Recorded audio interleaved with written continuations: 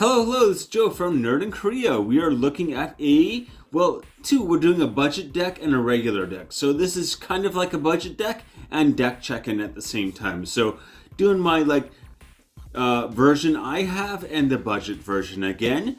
This is Farideh, the Devil's Chosen. I have done this commander before. This is really like an upgraded version of my previous budget deck. And this is all about creating drama. So this is the upgrade version here. And we're going to look mostly at ways in which this is different than my original deck and how it is like a drama deck, basically, is the idea. So Farideh, the Devil's... Oh, sorry, I always add the Farideh, Devil's Chosen. 2 blue-red for this 3/3. She is a role commander. Role is a very dramatic thing to begin with. It is tense. Especially like rolling to find out what the effective things are. That is so much more interesting than just like your regular game. And a lot of roll cards used to have like downsides and upsides if you rolled well. Now it's mostly just upsides for rolling well. And they don't really have downsides. Like for 1 to 9 you'll get the regular effect, and then for 11 to 19 you'll get a better effect, and then if you roll a 20 you get a really good effect. So the odds are you actually get a better effect. But anyway, yeah. Whenever you roll 1 or more dice, Farideh, Devil's Chosen, gains flying and menace until end of turn. Double evasion until end of turn. Oh my, that's quite good. If any of those results was 10 or higher, draw a card. So there's going to be a lot of ways to like roll things like, D4s, D6s. That won't get you 10 or higher though, but we've got plenty of ways to roll like D20 and stuff like that. So, and roll multiple so you can get the highest result, and that is going to be over your 10, and you're just going to have like a card draw engine here. So yeah. Again, this is, the roll is already dramatic, but we're going to like really use the izzet as well. Izzet color identity can be so dramatic as well. And we're going for doubling down on that drama. So yeah, again, whenever you roll a dice, she gains flying and menace until end of turn, and draw a card on a roll of 10 or higher. Adding more drama to the dice rolls. Really, that's what it's all about.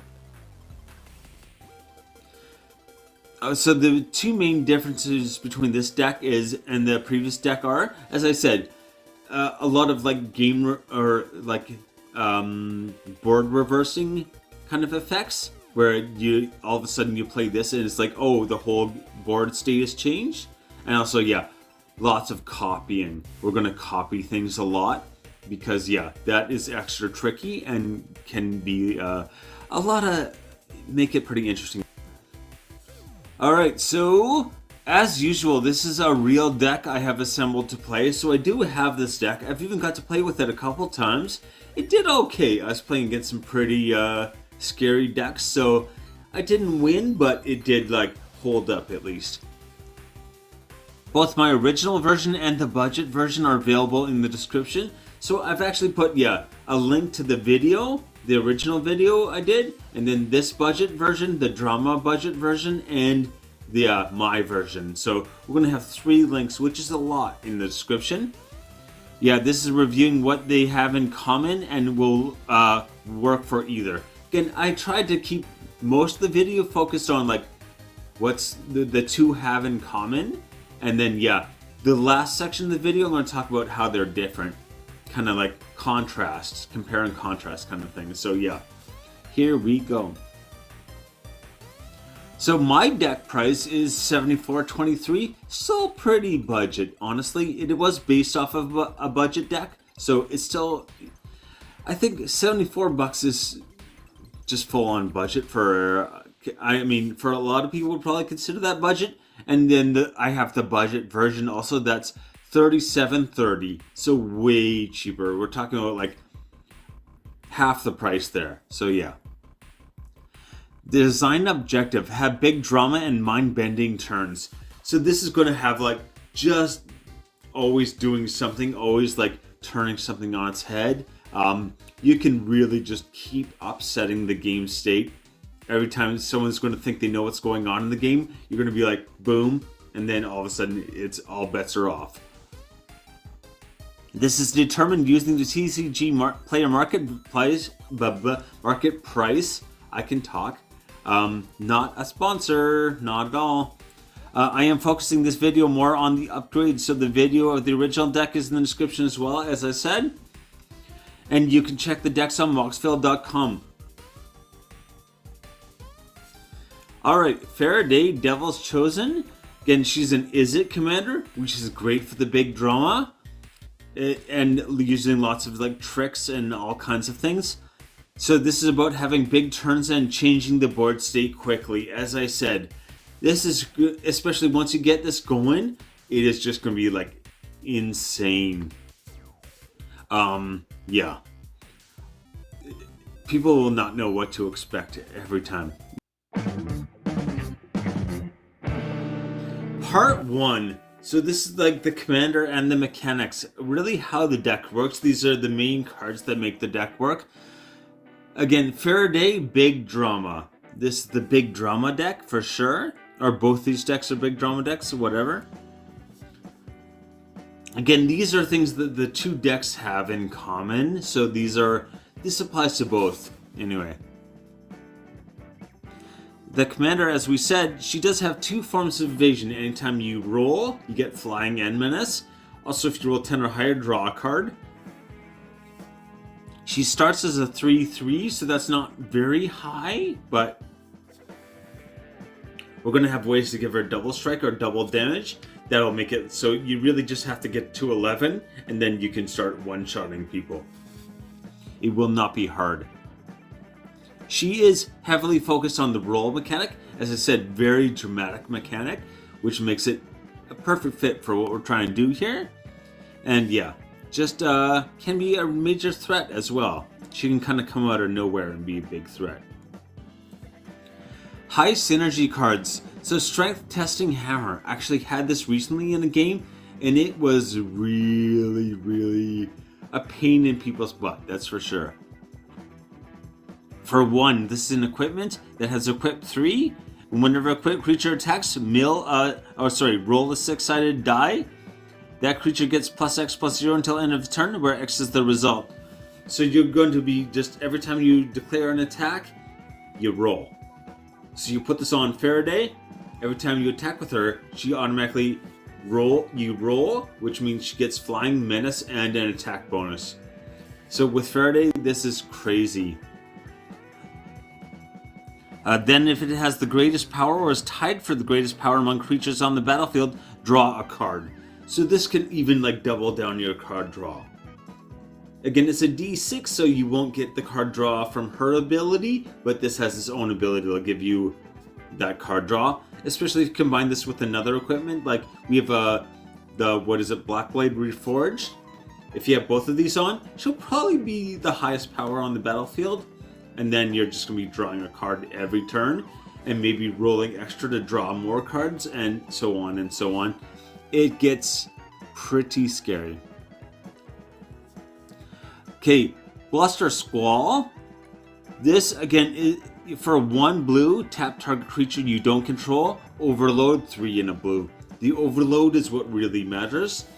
You can tap down someone's whole board. And remember, this is an instant. The overload is at instant speed as well. So you can just you can wait until after someone's untap step, cast this during the main phase, and then their entire board gets tapped down, and then they don't get a combat phase. Also, they can't block. Everything they have is going to be tapped down, so no blocking, no combat. You've really just manipulated the game so much against them.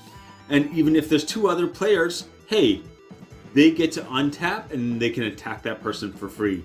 So you're painting a target on this person's back, also controlling how the game resolves in a lot of ways. Cleansing Wildfire. Okay, this is a sorcery. Destroy target land. Some people really don't like land destruction. You should have some land destruction, okay? Especially this lets you destroy the land and they can go get a basic land. And if the land can't be destroyed, like your Silver Bluff Bridge, it's indestructible. So yeah, you're just going to like not destroy it, and you go get a land anyway. So as long as you have Silver Bluff Bridge out, this is just ramp. This is one or red to ramp one land. Red ramp. Crazy, crazy, crazy stuff. Or yeah, taking out, like someone has Cabal Coffers or something like that. You take it out and they get a swamp back. I feel like this, especially this kind of like, land removal, can't complain about it too much because you get something back. It's not like they're just taking out a whole bunch of land and no one can cast spells. I think that's the main issue people have with land destruction, and this is not doing that. Anyway, yeah. Alania Divergent Storm 3 blue red for an Otter Wizard 3/5. Whenever you cast a spell, if it's the first instant, sorcery, or otter spell, make a copy. We have lots of instants or sorceries, not a lot of otters. We do have a Coruscation Mage. Every time you cast an instant or sorcery, he deals 1 damage to each opponent. Also, he can do Offspring and making a copy of himself. Also, this is going to make another copy of him. So every time you cast a spell, you can do 3 damage to each opponent. That adds up very, very quickly, obviously. But anyway. So, yeah. Again, yeah, you as usual, you may copy it. If you do you can choose a new target for the copy. Sure. Sorcerer class. Again, this is Izzet, a blue and a red for this enchantment. It's a class enchantment, which means you can level it up. The level up is only at sorcery speed. You have to level up on your turn. You can't do it wait until like someone else's end turn and then do it. No. It would be great if it worked that way, but it does not. So when it enters the battlefield, draw 2 cards, then discard 2 cards. Yeah, sure. For a blue and a red, creatures you can level 2, creatures you control have tap to add blue or red. Spend this mana only to cast instant or sorcery spells or to gain a class level. So again, this lets you pay 2 and then all of your creatures are basically instant sorcery mana dorks that make colored mana. Also, you can use this mana to upgrade this again. Go to level 3. So you can just tap 5 things on your turn. Go to level 3. Done. We can make lots of like little 1/1 tokens as well. So we'll probably be able to do this without like having to tap down anything we really want to keep open. Anyway, level 3 is whenever you cast an instant or sorcery spell, that spell deals damage equal to deals damage to each opponent equal to the number of instant or sorcery spells you cast this turn. So if you got Coruscation Mage, even 2 of them, and this, the first spell you cast, instant or sorcery, 3 damage, then 4 damage, then 5 damage, then 6. You don't need to cast a whole lot of spells before your opponents are just going to be done, right? This is not something I'd count as a win con, but potentially could be. More likely it's just going to wear them low and then make it easy for you to finish them off. Wash out. This is any deck that has blue needs this card. It is a budget card. It's crazy that it's a budget card. So anyway, 3 and a blue for this sorcery. Return all permanents of the color of your choice to their owner's hands. You've only got red and blue. There's 3 other colors. Remember, anything that's dual colored or tricolored or whatever, if it has one of the colors, it counts. So if I cast this and I say green, everything that's green or green and black or blue and green or blue, black, green, or even all 5 colors, everything gets bounced back to their owner's hand. You think bounce back to hand doesn't sound that good, but if they've got a monocolored deck, that's pretty much them out of the game, right? If they've got like a mono red deck and you just knock everything back to their hand, they can try to cast as much as they can, but then they've got to discard everything else. And then they're going to be like, okay, well, I'm stuck. you basically taking them out of the game. They're playing catch up for the rest of the game, probably. Decanter of Endless Water, 3 for this artifact. You have no maximum hand size. Tap for 1 mana of any color. Sure. No maximum hand size is very important because we have so many things that let us draw cards in this deck that you're going to very likely start having too many cards to be able to cast, even with all of your instants and sorceries. You got mana dorks for them and stuff like that. You're just not going to be able to shovel out that much. And maybe you don't want to. This plays into one of our win cons as well. Having 13 cards with Triskaidekaphile. I think I said it right. Yeah.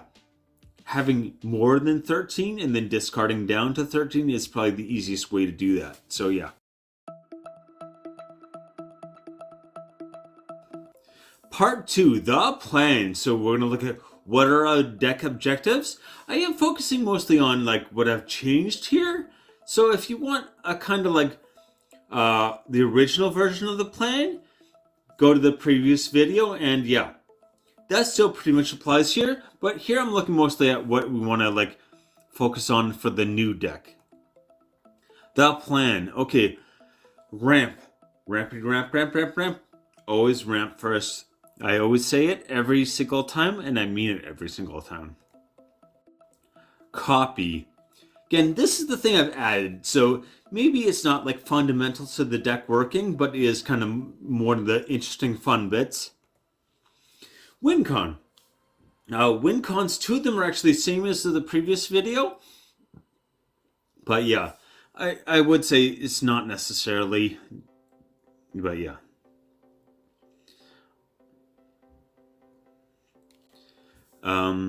Skyclave Relic. This is an indestructible mana rock that can tap for any color mana. It does cost 3.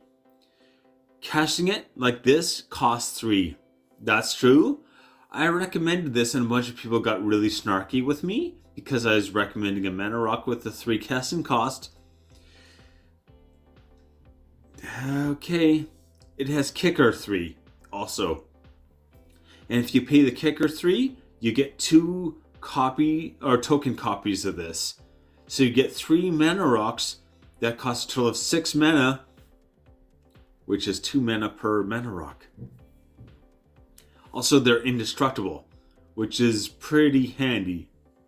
So anyway, not going to get all snarky about that, but so that was one of the times where I really, if anyone has had a YouTube thing where you've read a lot of comments, there's going to be times where you just roll your eyes so hard, and I think that was one of them for me. That was the most recent one. Anyway. Cleansing Wildfire. That is, yeah, we talked about this one already. Cast it on indestructible land. Hey, great. It is ramp. Rose Rune Treasurer. So the first 2 creatures you cast when they enter, or to any, not cast, just any creature entering, including tokens, you make treasure for the first 2. So you get 2 treasures out of this, and then you can pay mana to do X damage, I believe, to any target, right? Yeah, to any target. So you can just straight up dump a bunch of mana into him, which he's going to create treasure, so not hard to do, and then he'll just do a pile of damage to that problematic creature or player or whatever you want, right? So, Rose Rune Treasure, it's removal, ramp, Sorcerer class we talked about already as well, making all your creatures into mana dorks for your spells, or for your instant sorceries, non-permanents, I mean. Treasure Chest, 3 mana for this artifact, and you can pay 4 to sacrifice it and roll a d20. So, yeah, if you roll a 1, it's trapped and you lose 3 life, so that's not good. Make sure you have your thing that allows you to roll it twice if you're doing this. On a 1 to 9, a 2 to 9, create 5 treasure tokens. So this can make 5 treasure tokens.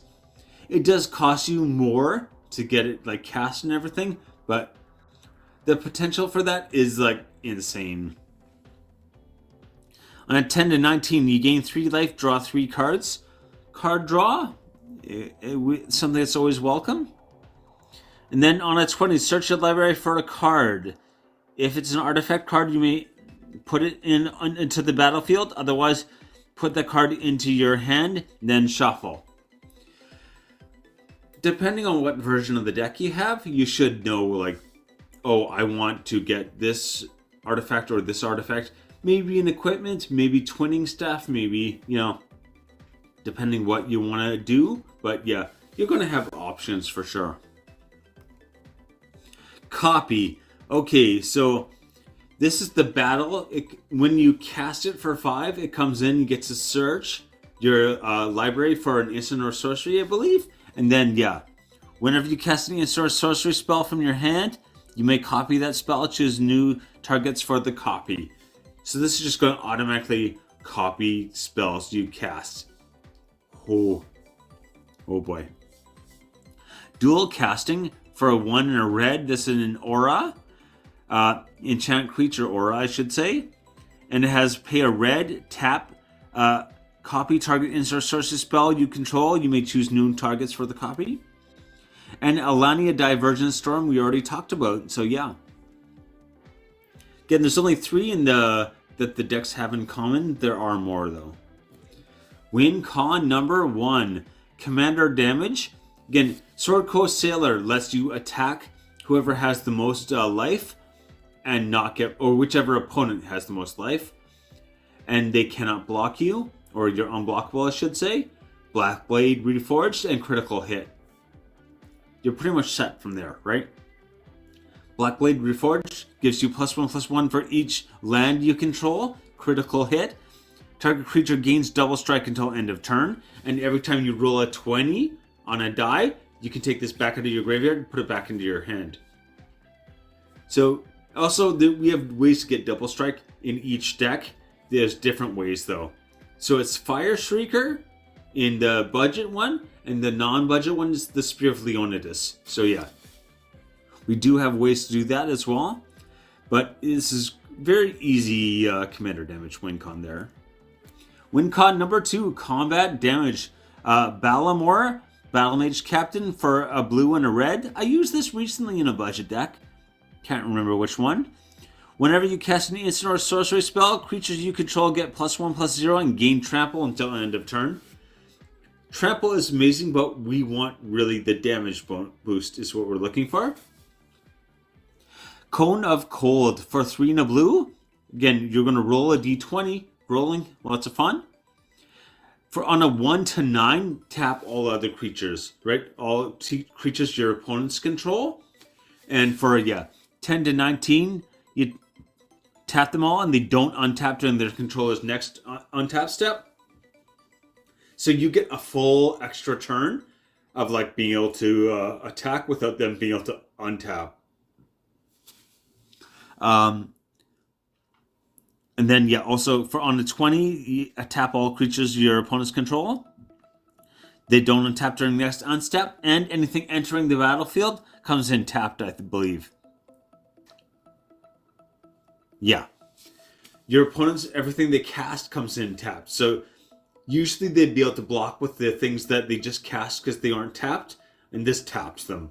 So yeah, real mean. Finally, Feywild Trickster for 2 and a blue. This is not required. This is helpful. Whenever you roll 1 or more dice, create a 1/1 blue fairy dragon creature token with flying. Again, this is going to have flying, trample, and then it's going to have +1 for every instant or sorcery you cast. So they can actually get fairly sizable fairly quickly, and we've got a whole bunch of other tokens that we can use as well. Again, if there's no way for them to block, everything counts, right? Those +1s, what I'm really talking about with the Feywild Trickster is like all the different ways. And there are several ways for us to make these token creatures. So yeah, it'll get done. Win con number 3. We've got basically Triska Triskaidekaphile. There you go. So you have no maximum hand size. At the beginning of your upkeep, if you have exactly 13 cards in hand, you win the game.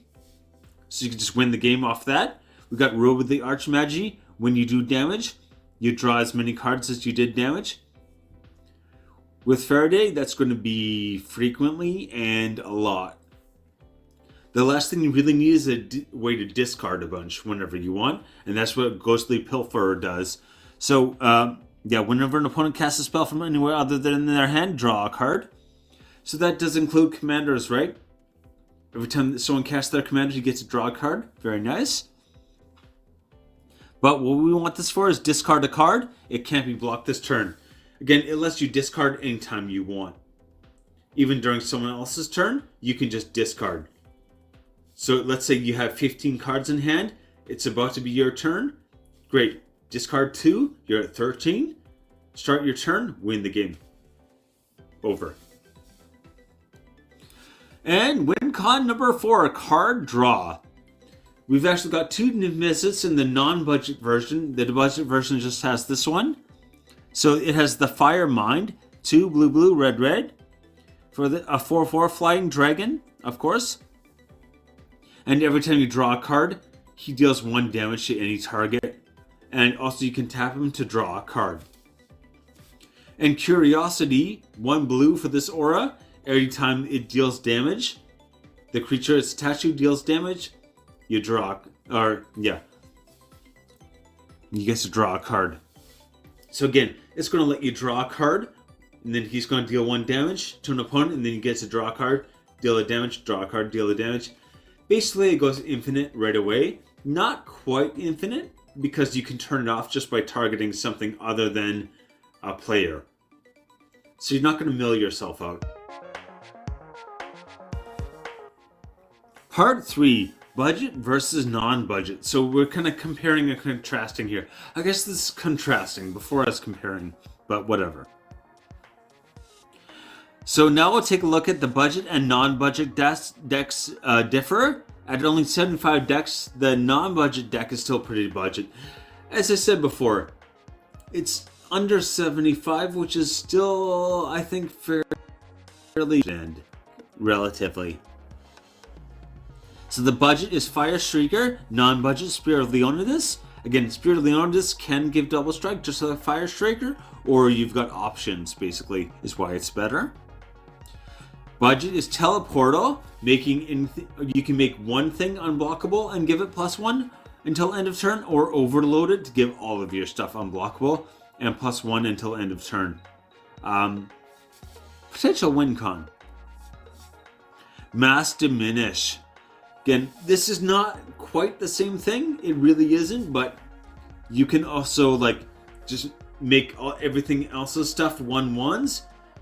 Especially if you've got Trample on Balmoral, he'll be able to all of a sudden just make it so you're getting through with so much stuff, or they lose their whole board. This also has Flashback. I should read it. Until your next turn, creatures target player controls have base power and toughness 1/1. Again, until your next turn. Not until end of turn. Until your next turn. Which means they are vulnerable to everyone else for the whole round, right? Wandering Mind is the budget one. Again, this basically, when you attack, you get to look at, I believe, the top 6 cards of your library and reveal a non-creature, non-land card from it and put it into your hand. That's pretty good. Wandering Archaic. Not really. They both start with Wandering, but not really doing the same thing. This is, whenever an opponent casts an instant or sorcery spell, they may pay 2. If they don't, you may copy that spell. You may choose new targets for the copy. So every time someone else casts an instant or sorcery, you're like, I get 1/2, or you pay 2 mana. It's like Rhystic Study for stealing, but yeah. Okay, our budget is going to be Ionize, which is an okay counter spell. Counter target spell, Ionize deals 2 damage to that spell's controller. Yeah, sure. The non-budget is Return the Favor. I should have bought a bunch of these right when they came out, because I was like, I know this is going to be worth a whole bunch, and now I think it is gone up in value quite a bit, and probably will keep going. Anyway, for 2 red, choose 1 or more for additional cost. Oh, sorry, choose 1 or more additional cost. So again, you're going to have to pay the +1, but you can potentially do both of these. You could change the target of a spell and copy the spell, and like for 4, you're going to change the target and copy it and use it however you want. Like, especially against things like targeted removal, that's going to be crazy.